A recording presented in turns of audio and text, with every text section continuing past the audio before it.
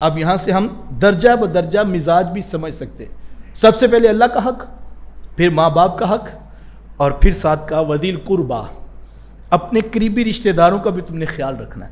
یہ ہے پورا دین، پورا پیکج، کہ پہلے رب کا حکم ہے، اور پھر ماں باپ کے ساتھ حسن سلوک ہے، اور تیسرے نمبر پر قریبی رشتہ داروں کا بھی تم نے خیال رکھنا ہے۔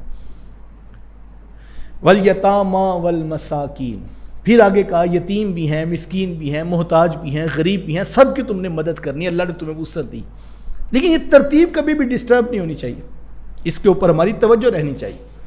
یہ نہیں کہ 10 محرم کو ہم باہر تو لنگر کی سبیلیں لگائی ہوئی ہیں اور اپنے بھائی گھر میں پریشان بیٹھے ہوئے ہیں۔ ہم نے دیگیں بانٹی ہیں جناب 10 امام علی مقام کے نام کی، لیکن اپنی حالت یہ ہے کہ ہم بھائی کے ساتھ دودھ کے اوپر بھی جھگڑا کیا ہے کہ تیرا 1 کلو زیادہ ہے، اس کا بل میں نہیں دے سکتا۔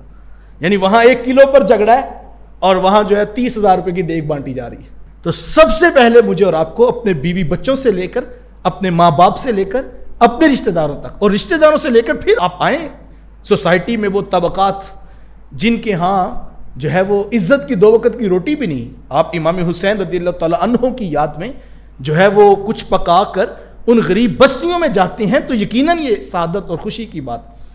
اور اگر ہم جو ہے وہ کھانا بنا کر اپنی تاجر پارٹی کی لسٹ نکالتے ہیں اور بچوں کو ان کے گھر بھیجتے ہیں اور وہ ہمارے گھر بھیجتے ہیں تو چلو اچھا تعلق برکت والا ہوگا، میں اس پر کوئی سخت بات بھی نہیں کرتا، لیکن ان گھروں میں تو پہلے ہی چراغ روشن ہے۔ تو مجھے اور آپ کو ان گھروں کا رخ کرنا ہے جہاں پر نان شبینہ بھی نہیں ہے اور وہ عزت دار خوددار لوگ ہیں۔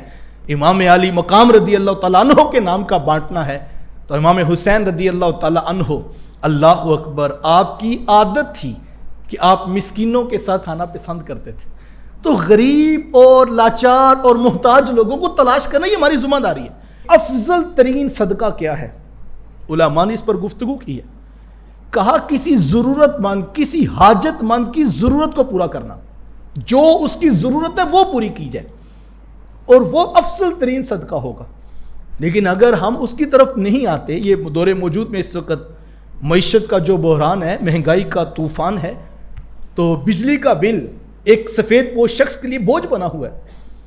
تو آپ دیکھ اس پر نہ بانٹ سکے کوئی بات نہیں، لیکن آپ نے چپکے سے غریب بھتیجے کا بل ادا کر دیا، اس کے جائز کیش پہ آپ نے شیئر کر دیا، کہا بیٹا بل ادا کر لینا، اور مجھے بتائیے اس کا کسی کو بھی پتہ نہیں لگا۔ ہمارا یہ بھی تو ایک ایشو ہے، وہ کہتے جناب کہ ایک ریت چلی آ رہی ہے، چلو حالات تو ٹھیک نہیں ہے، ہم سمجھتے ہیں اس وقت ہماری اپنی ذاتی پوزیشن بھی نہیں، لیکن اب ایک ریت چلی آ رہی ہے خاندان میں، ہر سال ہم اتنا بانٹتے ہیں، تو اب کیا علاقے والے کہیں گے، سوسائٹی والے کہیں گے یار اس سال خیر تھی بانٹا نہیں۔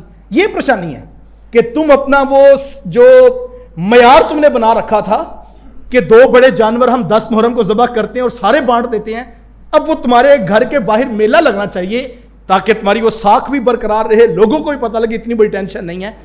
تو ان چیزوں سے نکل کر ہمیں اللہ کی رضا کے لیے کرنا چاہیے، نہ کہ لوگوں کے لیے۔